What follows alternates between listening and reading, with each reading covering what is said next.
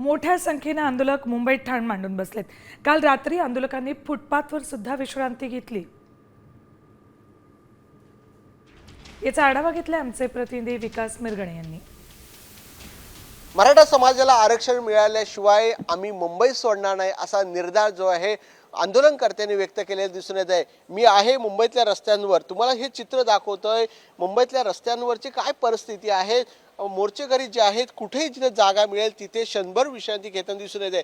मोर्चेकरांनी अखेर जीप गाडीचा जो आपला टप आहे टपावरचा जो आहे क्षणभर विश्रांती घेताना आपल्याला या दृश्यांच्या माध्यमातून पाहू शकतात। या फुटपाथच्या रस्त्यावर जर बघितलं तर घाणीचे साम्राज्य निर्माण झालेले आहे, संपूर्ण घाण पडलेली आहे, तरी आंदोलनकर्ते जे आहेत क्षणभर विश्रांती घेण्यासाठी इथे झोपलेले आपल्याला दिसून येत। आपल्यासोबत आंदोलनकर्ते सुविधा सरकारने तर काही केलेल्याच नाहीत, पण आम्हाला आता आमचं काळी जर झोपलं नाही तर आम्ही काय झोपायचं, थोडं क्षणभर विश्रांती भेटण्यासाठी आम्ही इथं झोपतो।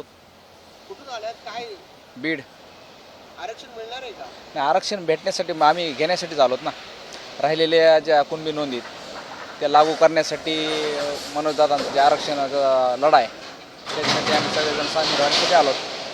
कॅमेरामन विक्रमसह विकास मिरगणे, साम टीव्ही, मुंबई।